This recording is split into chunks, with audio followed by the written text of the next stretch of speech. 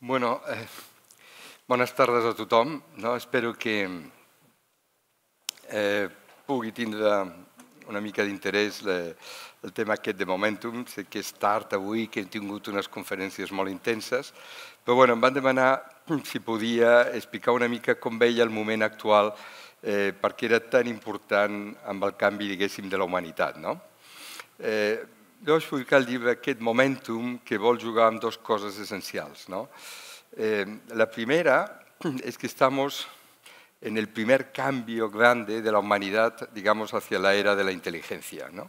Hemos de pensar que en estos momentos cada 5 años doblamos el saber médico, que en el 1900 teníamos 3 millones de personas en las universidades y ahora son más de 250 millones de personas en todas las universidades del mundo, que en el año 1900 apenas teníamos ninguna ruta asfaltada y unos pocos coches circulando, y hoy tenemos 2,5 billones de coches circulando al mismo tiempo, y que esto nos lleva a que hemos pasado de un modelo en que el hombre ha sido siempre una fuerza de trabajo a que el hombre va a ser una gran fuerza creativa, ¿no?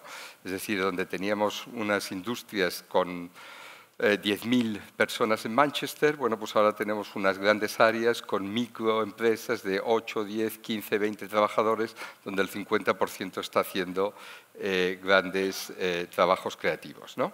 Por lo tanto, en Momentum lo que queremos explicar es cómo va a ir cambiando el mundo con la inteligencia artificial, ¿no? Y entonces entra en todos los campos, cómo va a cambiar la movilidad. La movilidad, a mi entender, va a ser básicamente una movilidad aérea, ¿no? La naturaleza nos lo ha demostrado ya con los estorninos, que no es que vayan en una dirección, sino que pueden oscilar más de 5 millones de ellos sin nunca chocar, tapando la luz. Y, por tanto, este hombre que ha pasado de no tener coches en el 1850 a tener 2,5 billones de coches en el 2020 circulando, pues quizás en los próximos 20 o 30 años lo que va a haber son billones de drones de 1, 2, 5, 10 personas, que va a ser la gran revolución porque no va a tener casi impacto en el cambio, digamos, de la naturaleza y va a permitir un cambio total en el urbanismo, ¿no? Entonces, en Momentum hay 12 capítulos que explica cómo creemos que va a cambiar la educación, cómo va a cambiar la movilidad, el urbanismo, la economía, la medicina, la ciencia en general. Pero, al mismo tiempo, juega un tema que a mí me parece crucial, que es que este mundo actual hemos de resituar que la clave central tiene que ser qué arquitectura política mundial tenemos. Porque si no es un edificio totalmente construido sobre la arena, ¿no? A mí me decían recientemente con el conflicto en Ucrania, decían, oye, ¿cómo se ha podido cambiar todo tan rápidamente? ¿Cómo se ha podido derrumbar esta seguridad? Parecía que estaba todo bien asentado, ¿no?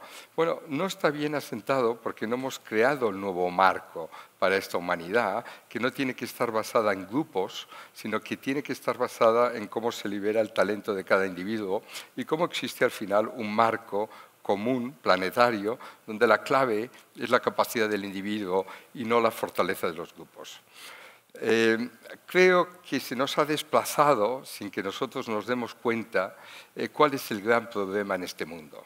El gran problema en este mundo nos lo han situado en el medio ambiente, nos lo han situado en la pobreza, nos lo han situado en la igualdad. Son todos temas muy importantes, pero el gran problema es el crecimiento del gasto militar. Si me lo pueden ilustrar un momento. Aquí, ¿qué vemos? En el 1994, hemos de pensar que en 1991 es el fin de la Unión Soviética, es un mundo que parece que ya, bueno, pues no va a haber ningún tipo de conflicto, que caminamos un poco hacia un crecimiento en una globalidad que tiene que encontrar sus mecanismos de compensación, pero ¿qué nos encontramos? Nos encontramos con un gasto militar muy importante de Estados Unidos, un gasto militar muy importante de Occidente, pero un gasto muy insignificante de China, que no lleva casi ni al 5%, y un gasto absolutamente decreciente de Rusia. Por tanto, vemos un mundo sobrearmado con teóricamente ningún gran conflicto en puertas, ¿no?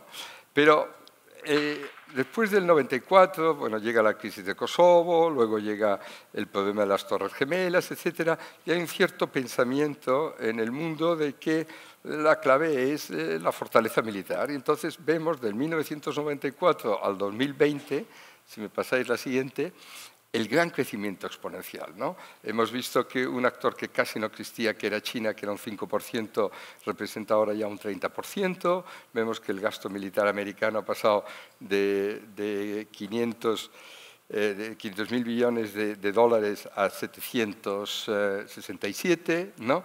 Entonces, la clave que tenemos hoy que pensar es hemos de crear un movimiento en la nueva generación diciendo todos los problemas son muy importantes, pero hay uno que es la clave, que es qué arquitectura política mundial tenemos. Sin una arquitectura política que vaya hacia el One Humanity World, que le llamamos nosotros, la inseguridad será siempre completa y los conflictos serán siempre completos. Si hemos de ver qué grupo es más potente, bueno, pues al final siempre habrá un conflicto. Hemos pasado del 1945 de tener 2 bombas atómicas y acabar un conflicto mundial a estar asentados hoy sobre 15.000 bombas atómicas. Estamos sobre 15.000 bombas atómicas y sobre 767.000 millones de dólares gastados anualmente en armamento. Es muy difícil defender que se están gastando 767.000 millones anuales en armamento para simplemente almacenarlos, ¿no? Por lo tanto, es una espoleta esta encendida enorme. Yo creo que hemos entrado en una dinámica y es muy importante que cada individuo quiere sentirse protagonista y que, por lo tanto, por ejemplo, el tema de igualdad, en el tema de unos proyectos sociales, ve que contribuye, lo cual es enormemente importante y positivo, pero no hemos de perder el objetivo principal. El objetivo principal es que nosotros hemos de exigir a los líderes del mundo que nos construyan un mundo seguro. No el mundo que el uno o el otro quiere, sino esta ha de ser nuestra demanda. Otra cosa será el éxito que tengamos, pero la clave es que ha de haber un nuevo mantra en la humanidad diciendo, oiga, aquí lo esencial es que orden político mundial estable para esta humanidad tenemos.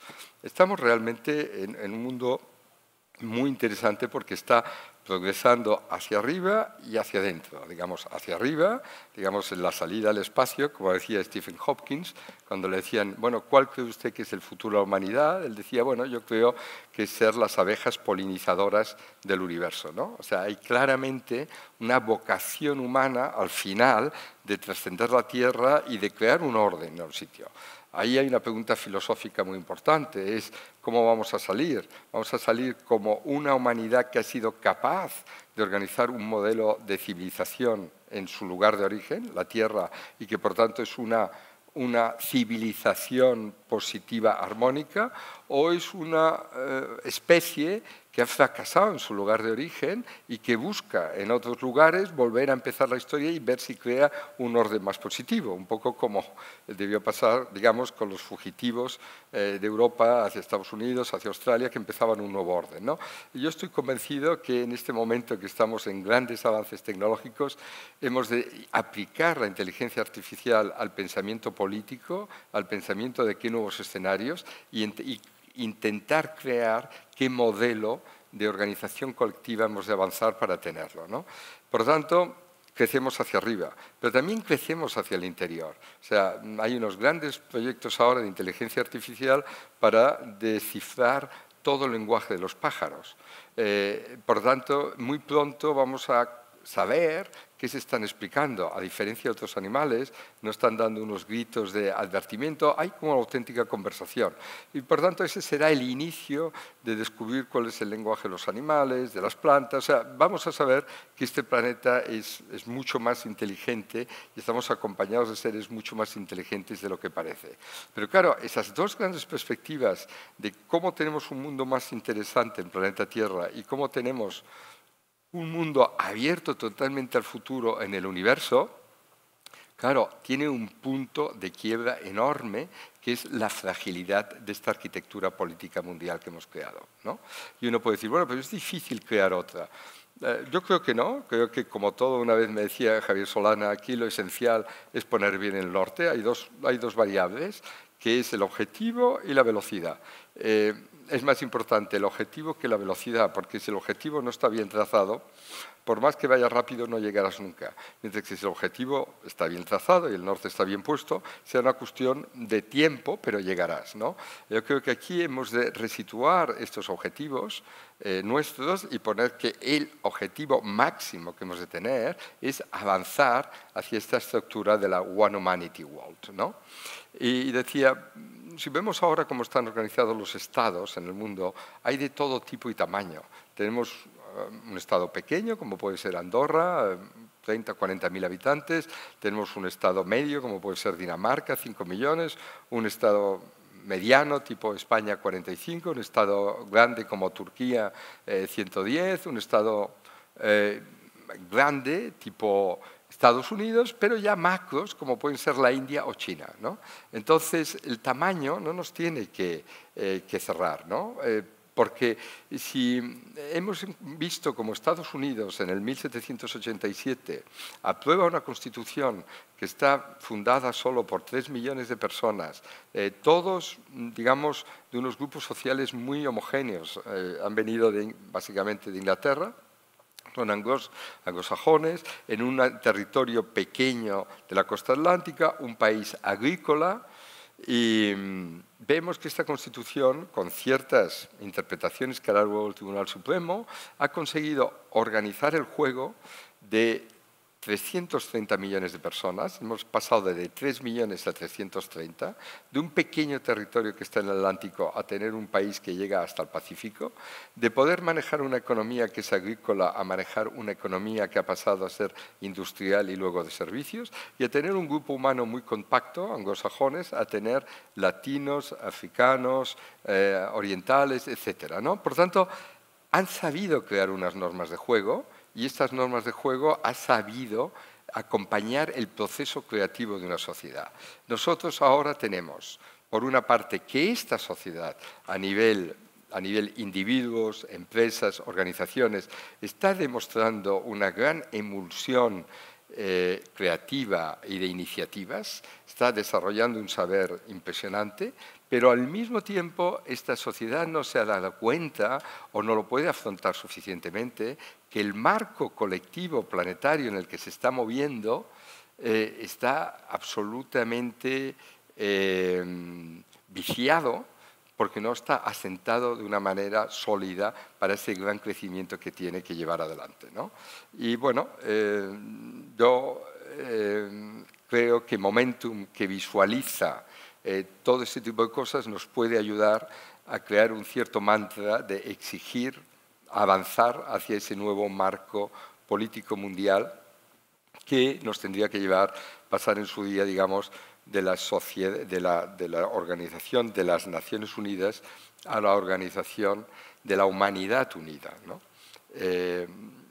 Hay tantas cosas que están moviéndose en este momento, como por ejemplo el aumento de las capacidades cognitivas, el desarrollo de nuevos modelos de organización social, que la clave en este momento es cómo compaginamos, que pasamos de tener la idea de grupos a tener que la espina dorsal de esta humanidad en este momento es la liberación de la capacidad creativa, del talento de cada individuo. Hemos de pasar de esa idea del hombre como masa al hombre como valor único, ¿no? La naturaleza, de alguna manera, nos lo ha demostrado. Algo tan simple como una huella digital, que no es nada, que es 1 centímetro por 1 centímetro, la naturaleza ha conseguido hacer 7,5 billones de combinaciones diferentes, ¿no? Imaginémonos lo que es las combinaciones diferentes neurológicas que tienen nuestros cerebros. Claro, nosotros hemos tenido que empezar a pasar a la gente de ser iletrada, analfabeta, a saber escribir. Los hemos tenido que poner en procesos regulados de aprendizaje.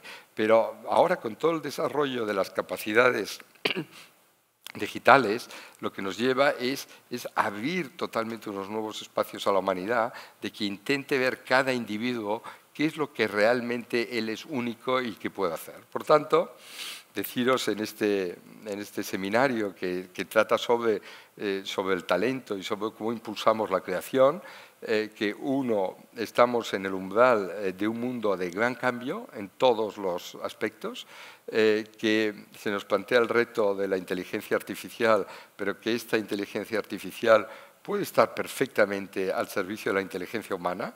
Como todo reto lo tendremos que afrontar, pero es una gran capacidad que se nos viene, pero que no podemos ir por comportamientos estancos, con la idea de que lo importante es al menos mejorar una determinada área, si no tenemos el marco global de la humanidad enfocado hacia una estabilidad segura.